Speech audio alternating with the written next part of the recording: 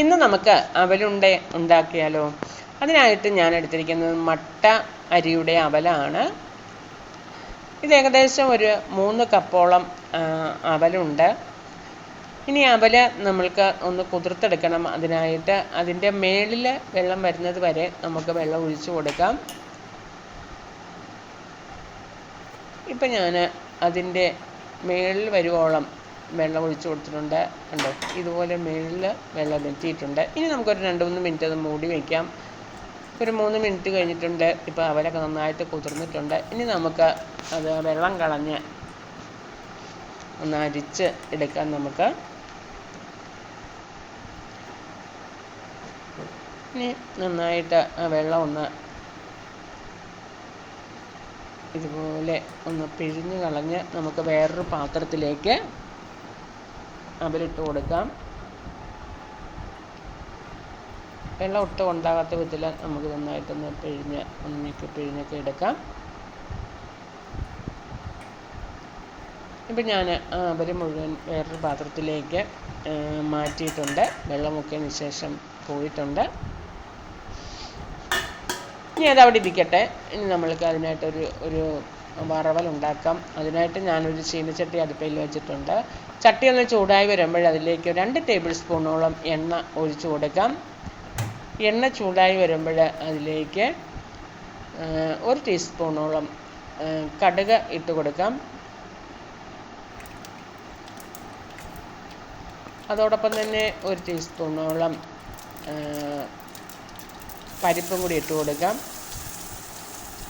അതൊന്ന് മുരിഞ്ഞ് വരുന്നതിന് ശേഷം അതിലേക്ക് ഒരു സവോള ചെറുതായിട്ട് അരിഞ്ഞ് അതും കൂടി ഇട്ട് കൊടുത്തു. അതോടൊപ്പം തന്നെ 1 ടീസ്പൂണോളം ഉപ്പും കൂടി ഇട്ട് കൊടുത്തു.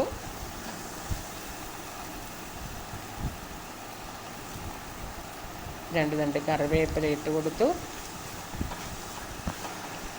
അതുപോലെ തന്നെ ഉണക്കമുളക് പൊടിച്ച് അതും കൂടി ഇട്ട് കൊടുത്തു. ഒരു 2-3 എരിവിന് ആവശ്യത്തിന് മുളക്, ഇതുപോലെ വറ്റൽമുളക് ഇടുന്നതായിരിക്കും നല്ലത് പച്ചമുളകിനെ കാട്ടി. അതും കൂടി ഇട്ട് കൊടുത്ത് നന്നായിട്ടൊന്ന് വഴറ്റിയെടുക്കാം. ഇപ്പോൾ ഇത്രയും വഴന്നാൽ മതി, ഒത്തിരി അങ്ങ് ബ്രൗൺ കളറുണ്ട്. ഇനി അതവിടെ ഇരിക്കട്ടെ.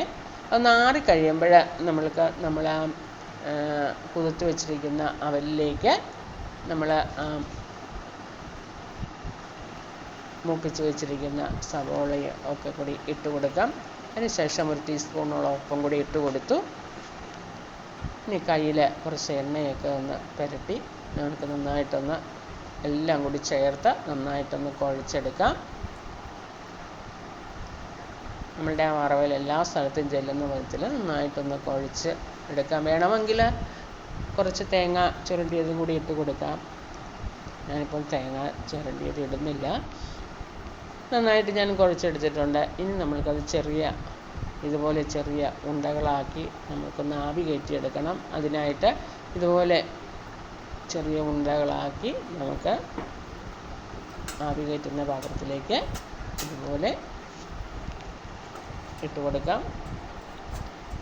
എൻ്റെ അടിയിൽ ഞാൻ ഇച്ചിരി എണ്ണയൊക്കെ തൂത്തിട്ടുണ്ട് അടിയിൽ വയ്ക്കുന്ന പാത്രത്തിൽ. അതിനുശേഷം നമുക്കിതുപോലെ ചെറിയ ഉണ്ടകളാക്കി